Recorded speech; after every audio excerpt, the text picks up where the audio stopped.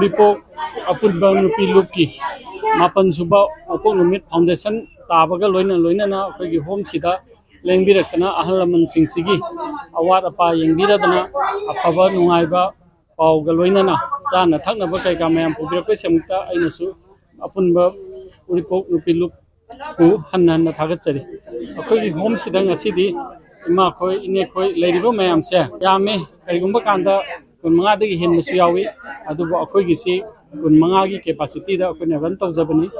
अयामना अखोयगी home दा थुंगरिबा अहन सिंसे yum पाल होदबा दगी मचा मसु ले होदबा दुगा मचा लेरकसु नुपी गुमदंग ओइनो ओइबा अदुगुंबगी अवाबा मागी मचा नुपी ने युम पान खर कांदा चंगजफम लेतबा सिंग आदि मीगी दे हेक सैदांग बो ओइनो थोकदबदुगी दंगता कोई होम दा लेजरगे हैना विद एन अंडरस्टैंडिंग विद इमुंग मनुंग सिंग तौरगा अखोय सिदा लागा अखोयना माइना कोनजलगा लेजबनी मखोयदा अखोयना पिजबा सिक्योरिटी लेबगी चाबगी अदुगा अरोइबा पुंफम मियोगा मगी लोरकपा मतमदा आइसिबु कनाना लोइसनबिगदगे आइगी कनाना मैचुबिनी आइगी थोरम कनाना तौबिनी हाइबदुगी मदुगी दायित्व दुम अखोयना लौजै मखोयगी सोरात अदगी अस्ति नसिंबा अखोयना मफम सिदा लोइना पांथोकसे अदुना मखोयना अंगम सिक्योरिटी हाइबदु मखोयदा पिजबनी मियोगा मना हिंगबदा चंगबा लैबा चाबा अमसुंग अरोइबगी पुंफम हाइबसिगी सिक्योरिटी से अखोयना मतिक चाना पिजै मोगी थमोय pen ननबगिदमता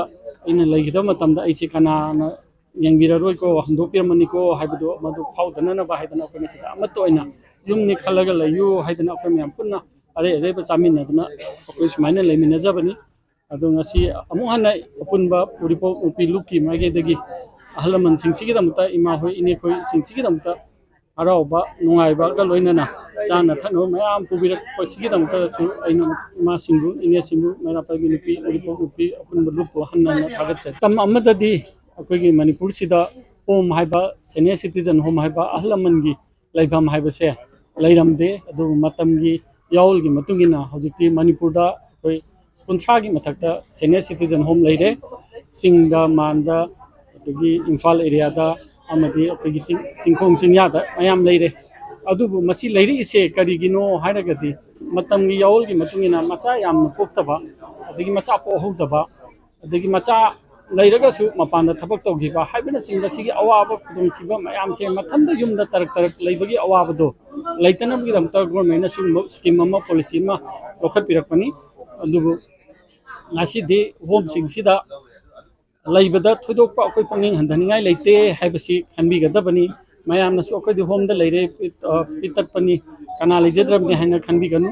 thamoi sengna chauna home sida leiribo mayamse akoi amatani chapmane haina khallaga leiminabani kana bo handhana kana bo wangna khanbagi kaino alta leite imbung manungni दुगा अखोइना मतम अमदा अखोइना हौदोरपा मतमदा अखोइगी होम से 2000 दा हौदोक चरकपनी अदु मतमदुददी मयामसिना होम दा चटपसे यामना थमोइ पिक्सनबा असकोइबु कमाइ तौदुनो होम दा लेरु इकाइजे हाइबना चिंबा वखलो मयाम अमा लेरमी अदुना मतमदुददी अखोइना युम दा सत्तना हिदना इने लाओ चलुसि लाओ अखोइदा लेरुसि कैसे तौरो युमनि खलगने वाइना लेमिनरुसि कोइ चामिनदुइनि कोइ थमिनदुइनि कनाना करिसु हाइरोय दुगा मयामना खल्लिसिंदो को न मोय लोइनमक वाखलदो सिंदोक नरकनी अहमदा वाखलदो असमोइदो होमदा लेग्रे अदु तग्रे हैना खल्लिबो पोतो लेरबा कांदा हे मोइदि याम नुगाइना लेजानिदना सिनबु फरे हैबो वाखललोंदो फौरकनी लाओ लेमिनरुसि हाइना अखोइना मयामसे मतमदुददि चटचतना अखोइना लखचरमनी दुबा हुजिकती public awareness मयाम Lakpa अदगी government department असु अखोइगी होम सि मसक खंगबिबना ओइदना पुलिस दसु लंबीदा कनागुम्बम अहल अमा चलमे हाय मतमदा अखोइ होमदा थिनबिरे अदुगा मागी अमु कदाइदगिनो करिनो मखों मरी मखों थिगलगा अमु अखोइना मागी इमुंग मनुंग लेरगने इमुंग मनुंग दा सिनगी तरगा अखोइ डिपार्टमेंट दा सुम सुमम लेरे नखोइ खरासि लक्षन बियु हाइदना डिपार्टमेंट सोशल वेलफेयर डिपार्टमेंट दगी सु अदु पुबिरकपा पाव हाइबिरकना अखोइना लखचरुबा हाइबना सिंबा हुजिकति आमना फ्रीली एटमोस्फियर से नुंगाइना होम अमदा लैबा हाइबसिदा वाखल हंदबगी वादु याउद्रे अदुबो आइना मयामदा सजेस्ट तौजनिंगबदी अहलमन हाइबसे मखोइसिदी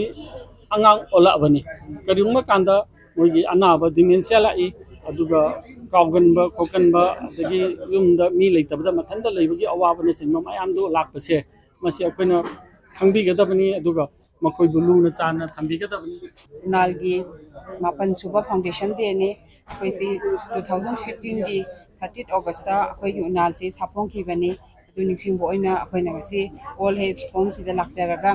अखोइना सिदे लैरिबा मरा चिरबा इमा सिंग सिदा अखोइना ngamjaba फिरोल चाना थकनबा nga sak तम खरा कोइ थिनबा लाक्सरी अखोइना लुकि ओइनादि अखोइना अचौबा फंक्शन ओइना सिलगा सही खुदिंगी तौबगुमना अखोइ तौजद्रे लेबाकी इरांग लैबनिना अदुना अखोइना ngamjaba खरा home sida लाआगा वाबा तारबा मसा मसुन हन्ना यंगबिद्रबा इमासिंग लैरिबसिंग सिदा अखोइना ngamjaba खुदोल पोट खरा तमजबगी पांदमदा अखोइना ngasi लाक्सबनी लेबाकी ओइबा थौदो वाथोक इरांग लैबसिना मरम ओरगा अखोइना समजनदरगा सि home sida अखोइना ngamjaba खरा पीबा लाक्सबसी हमना अखोइसि लाइबा फै हाइना लौजै लेबाक सिदा लैबिरिबा इचिनो खुदिंमंगना सुमाइना अवाबा तारबा इमासिंग सिदा अखोइना ngamjaba खरा पीबि सुमाइना मयामनसु पीबि अखोइगी उनालगी ओइबा पांदमसे अखोइना हे हौजरकपदगी मरु ओइना उल्पु खक्तंगी ओइना नुपीसिंगी चौखत थौरांग आंगांसिंगी चौखत थौरांग सुगुमबदे अखोइना एम्फेसिस पीरगा अखोइगी लुपसे लिंखसखिबनी लेबाकी अचौबा थौदो वाथोक थोकपा अमा ओइरो अदेगी आंगांसिंगी डेवलपमेंट की वाक्ता अखोइना पेंटिंग कंपटीशन सिंजबा अदेगी अखोइगी एथनिक की ओइबा हाइ तारगा दि कनो अखोइना सेंग खैबी कंपटीशन का अखोइना सिलगा पांथोक सखी सही खुदिंगी नुपीसिंगी नुपी लान लापा मतमदा अखोइना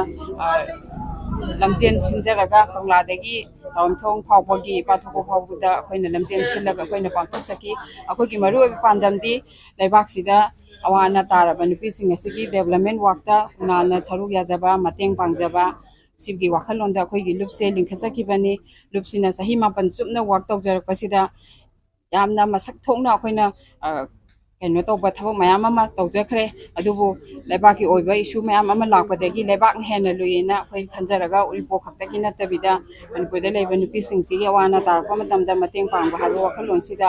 अखोइना लुकी खोंग थबक थौर मयाम अमसि अखोइ चथजरी।